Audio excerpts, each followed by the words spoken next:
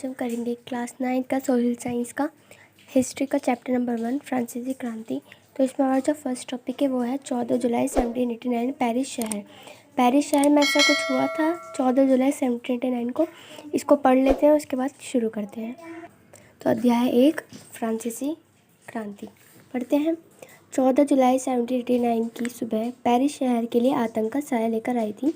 सम्राट द्वारा फौज को शहर में प्रवेश करने की अनुमति दे दी गई थी। लोगों के बीच यह अफवाह भी गर्म थी कि सम्राट फौज को नागरिकों पर गोलियां चलाने का आदेश देने वाला था। तभी तकरीबन 7,000 स्त्री पुरुषों ने टाउन हॉल के सामने एकत्र होकर एक जनसेना के गठन का फैसला लिया। ये लोग जबरदस्ती शासकीय इमारतों में घुसकर हथियारों की खोज करने लगे। तो हुआ क्या था, 14 जुलाई 1789 की सुबह जो पेरिस शहर का राजा था, सम्राट द्वारा फौज को बीच में ये मतलब अफवाह फैल गई थी लोगों के बीच में कि जो सम्राट है पूरी फौज को गोलियां चलाने नागरिकों के ऊपर गोलियां चलाने का उसने आदेश दे दिया था। इसी डर के मारे करीबन 7,000 स्त्री पुरुषों ने टाउन हॉल के सामने एक जनसेना का गठन किया था, फैसला लिया था और ज़बरदस्ती शासकीय इमारतों में घुस गए थे हथियारों की खोज करने, क्योंकि जो राजा था वो भी क्या कर रहा था, अपने सैनिकों से स्त्री पुरुषों की हत्या करवाने वाला था, नागरिकों की। और जो नागरिक स्त्री पुरुष थे उन लोगों ने भी ज़बरदस्ती शासकीय इमारतों में घुसकर हथियारों की खोज करना शुरू कर दिया। अपने डिफेंस के लिए, अपने बचाव के लिए उन लोगों ने भी ये काम शुरू कर दिया। अब नेक्स्ट पैराग्राफ करते हैं। अंत में सैकड़ों लोगों का एक जत्था पेरिस नगर के पूर्वी भाग की तरफ गया और बास्टिल किले की जेल को ध्वस्त कर दिया। ध्वस्त का मतलब होता है एक तरह से तोड़ कर डाला या तोड़ दिया। हथियारों पर कब्जे की इस सशस्त्र लड़ाई में बास्टिल का कमांडर मारा गया और कैदी मुक्त कर दिए गए। हालांकि उनकी तादाद सिर्फ केवल 7 थी। सम्राट की निरंकुश शक्तियों की पहचान के तौर पर बास्टिल किला लोगों की नफरत का केंद्र था, इसलिए इस किले को ध्वस्त कर दिया गया और उसके अवशेष बाजार में उन्हें बेच दिए गए, जो इस ध्वंस बचाव समृद्धि चिन्ह संजोना चाहते थे। तो हुआ क्या, जब सैकड़ों लोग का जत्था जो था, एक पूरा ग्रुप था, जो पूरा जत्था था, जब वो पेरिस नगर के पूर्वी भाग में पहुंचा तो जो बास्टिल किला था उसको ध्वस्त कर दिया गया। और जो बास्टिल था वो क्या माना जाता था, एक तरह से नफरत का केंद्र माना जाता था। बास्टिल किला लोगों की नफरत का केंद्र, और हथियारों पर सशस्त्र लड़ाई में बास्टिल का जो कमांडर था वो मारा गया। और जो कैदी थे बास्टिल जेल के किले के जो भी कैदी थे उन सबको क्या कर दिया गया, मुक्त कर दिया गया। वो कितने थे, सिर्फ वो थे 7। वो सिर्फ केवल 7 थे, लेकिन तब भी उसके बाद सम्राट की निरंकुश शक्तियों की पहचान के तौर पर लोगों की नफरत का केंद्र था, इसलिए किले को भी क्या कर दिया गया, तोड़ दिया गया, ध्वस्त कर दिया गया और उसके अवशेष बाजार में उन्हें बेच दिया गया। जो इस ध्वंस को मतलब कि जो इस किले को तोड़ने के बतौर समृद्ध चिन्ह संजोना चाहते थे, मतलब कि उन लोगों को दे दिया गया, बेच दिया गया जो लोग इस किले के छोटे एक तरह से पीसीस चाहते थे, छोटे छोटे पीसीस जो रखना चाहते थे, इस नफरत के केंद्र के छोटे छोटे पीसीस चाहते थे, अपने पास रखना चाहते थे, उन लोगों को दे दिए गए। अब इस घटना के पश्चात कई दिनों तक पेरिस तथा देश के देहाती इलाकों में कई और संघर्ष हुए। ज़्यादातर जनता पावरोटी की महंगी कीमतों का विरोध कर रही थी। बाद में इस दौर का निरीक्षण करते हुए इतिहासकारों ने इसे एक लंबे घटनाक्रम की ऐसी प्रारंभिक कड़ियों के रूप में देखा जिसका अंत फ्रांस के सम्राट को फांसी पर लटकाने। यद्यपि उस समय ज़्यादातर लोगों को ऐसे परिणाम की उम्मीद नहीं थी। ऐसा क्यों और कैसे हुआ? अब हुआ क्या, ये जो था 14 जुलाई 1789, इसमें यही हुआ था कि अभी जो ये हमारा पूरा चैप्टर है ये बहुत लंबा है, तो इसमें लास्ट में क्या होगा कि जो राजा था फ्रांस के राजा को फांसी पर लटका दिया जाता है। और इस घटनाक्रम को ना पेरिस में और देश देहाती इलाकों में ना इस मतलब एक तरह से इस संघर्ष में बहुत सारे लोग, बहुत करोड़ों लोग ने अपना बलिदान दिया था। और ज़्यादातर पावरोटी की मांग की कीमतों, मतलब कि जो पावरोटी की महंगी कीमतों पर जो उनको एक तरह से वो इतनी मेहनत करें और उसके बाद जो उनको खाने के लिए भी कुछ खाना न मिले, उन लोगों ने भी मिलकर लड़ाई की थी। एक तरह से लड़ाई की थी किसके विरुद्ध, राजा के विरुद्ध, सैनिकों के विरुद्ध, क्योंकि वो उन्हें मारने वाला था। तो आगे बढ़ते हैं। फिर आता है फर्स्ट टॉपिक 18वीं सदी का उत्तरार्ध और फ्रांसीसी समाज। अब बूर्बो राजवंश का लुई XVI 1774 में फ्रांस के सिंहासन पर बैठा। ये मैंने यहाँ से लेकर बूर्बो से लेकर आप शादी की तक, मतलब कि उस वक्त उसी उम्र में महज 20 साल थी, उसने ऑस्ट्रेलिया की राजकुमारी। अब बूर्बा राजवंश के लुई ने किससे शादी की थी? मैरी एंटोइनेट से शादी की थी। और ये फ्रांस के सिंहासन पर कब बैठे, ये आ जाते हैं शॉर्ट क्वेश्चंस।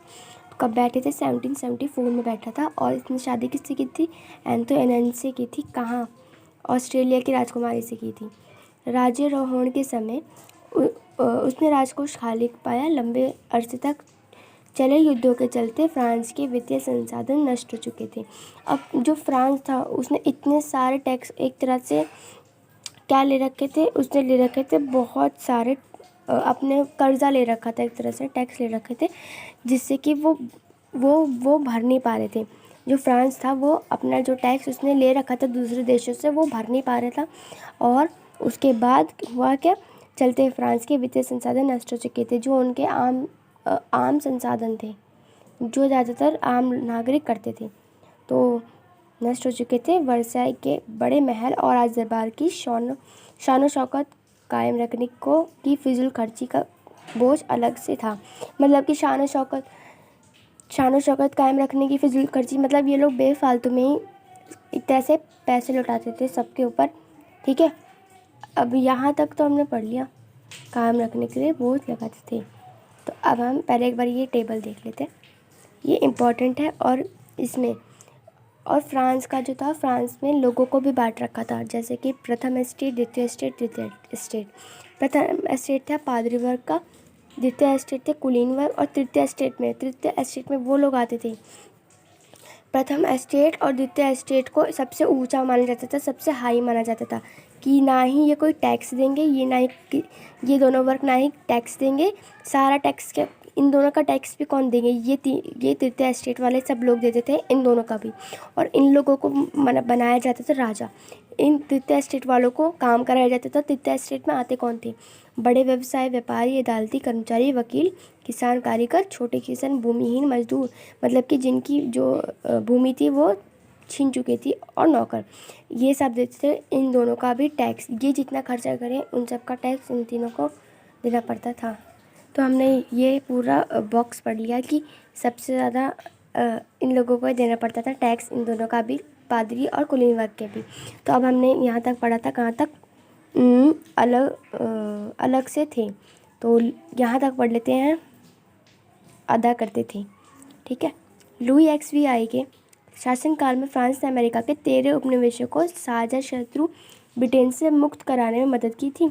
इस युद्ध के कारण फ्रांस पर 10 अरब लीरे से भी ज़्यादा का कर्ज और बढ़ गया था, जबकि उस पर पहले से ही 2 अरब लीरे का कर्ज चढ़ा हुआ था। मैंने आपको पहले बताया था कि जो फ्रांस था उसने बहुत सारे कर्ज ले रखे थे। 10 लीरे का ले रखा था, 2 लीरे का तो उसके पास पहले से ही था जो वो चुका नहीं पा रहा था। उसके बाद उसने 10 लीरे का और भी ले लिया, किससे? अमेरिका से, क्योंकि अमेरिका ने फ्रांस की मदद की थी क्या, उसको छुटवाने में। उसके बाद सरकार ने कर्जदाता अब 10% ब्याज की मांग करने लगे थे।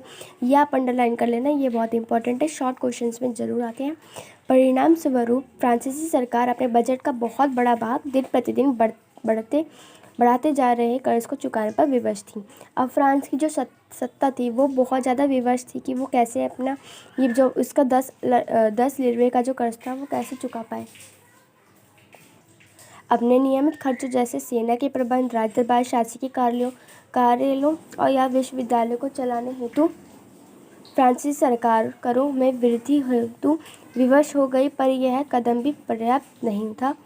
18वीं शताब्दी में फ्रांसीसी समाज 3 एस्टेट्स में विभाजित था, और मात्र तीसरे एस्टेट के लोग जनसाधारण ही कर अदा करते थे। कर का मतलब होता है टैक्स। कर का मतलब होता है टैक्स।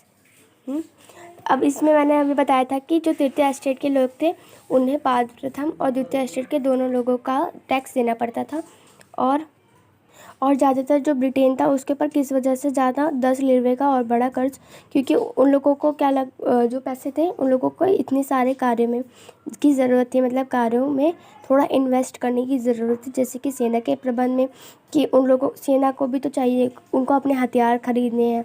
और राज दरबार में जो भी बैठने के लिए बैठक जो बुलाई जाती है, इन सब के लिए कुछ ना कुछ तो चाहिए होता है। शासकीय कार्यालयों, विश्वविद्यालय कॉलेजों में को चलाने हेतु बहुत सारी चीज़ें थी। और 18वीं शताब्दी में फ्रांसीसी समाज 3 एस्टेट में विभाजित था।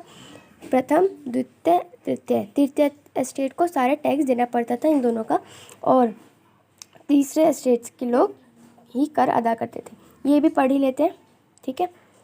वर्गों में बटा फ्रांसीसी समाज मध्यकालीन सामंती व्यवस्था का हिस्सा था।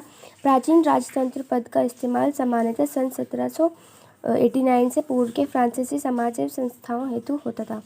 तो अब हुआ क्या कि वर्गों में बांटा फ्रांसीसी समाज, वर्गों में बांटा था, 3 वर्गों में बांटा था फ्रांसीसी समाज। तो 1789 में पूर्वी फ्रांसीसी के समाज एवं संस्थाओं हेतु था।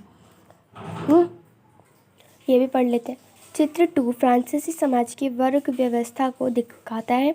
संपूर्ण जनसंख्या में तकरीबन 90% कृषक थे, लेकिन जमीन के मालिक कृषकों की तादाद बहुत कम थी। तकरीबन 60% जमीन पर कुलीनों, चर्च और तीसरे स्टेट्स के अमीरों का हक था। प्रथम 2 स्टेट्स कुलीन वर्ग, पादरी वर्ग के लोगों को कुछ विशेषाधिकार जन्म से प्राप्त थे। जो पहले पादरी वर्ग और जो कुलीन वर्ग थे, इन दोनों को क्या थे, जन्म से विशेषाधिकार प्राप्त थे, जो कि तीसरे स्टेट्स के लोगों को प्राप्त नहीं थे। उसके बाद इनमें से सर्वाधिक महत्वपूर्ण विशेषाधिकार तो राज्य को दिए जाने वाले करों से छूट, कुलीन वर्ग की कुछ, ये पूरा पढ़ लीजिएगा, ये सब इन तीनों के बारे में है, और ये अंडरलाइन ज़रूर कर लीजिएगा यहाँ से लेकर यहाँ तक। नेक्स्ट पे आते हैं कि इसमें वैसे यही है कि स्वामी के मकान, खेतों में काम करना, सैन्य सेवाएं देना, ये सब कौन करते थे, ये किसान और कुलीन वर्ग के लोग ये सब करते थे, ये सारे कार्य। अब हम और पढ़ लेते हैं। अब सबको बताया, मतलब एक तरह से एक्सप्लेन किया जा रहा है कि चर्च क्या करता था, किसान क्या करते थे। चर्च जो था किसानों से करों का एक भाग लिया करता था, जिसे टाइट के तौर पर वसूलता था। चर्च किसानों से करों का एक भाग लिया करता था। इसके अलावा तीसरे स्टेट के तमाम लोग द्वारा सरकार को तो कर चुकाने ही होता था। इन करों में टाइल, प्रत्यक्ष कर और अनेक अप्रत्यक्ष कर सम्मिलित थे। अप्रत्यक्ष कर नमक और तंबाकू जैसे रोजाना इस्तेमाल की वस्तुओं पर लगाया जाता था। इस तरह राज्य की वित्तीय कामकाज का सारा बोझ करों के जरिए जनता उठाती थी। क्या कौन उठाती थी? जनता उठाती थी। तीसरे स्टेट के जो लोग थे,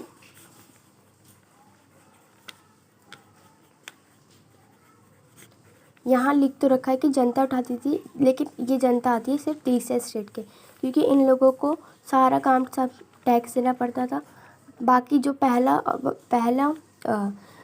द्वितीय और तृतीय पादरी और जो कृषक वाले थे, वो लोग क्या करते थे, वो उन लोगों को सिर्फ जन्म से विशेषाधिकार दिए जाते थे, जो कि तीसरे स्टेट को लोगों को नहीं दिया जाता था। तो अब हमने ये पूरा पैराग्राफ, हमने ये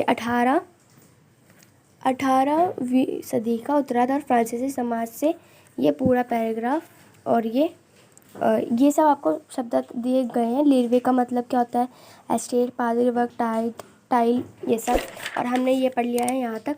तो ये हमने एक पूरा पैराग्राफ पढ़ लिया है। अब जो यहाँ है 1.1 जीने का संघर्ष, ये अब हम पढ़ेंगे नेक्स्ट वीडियो में।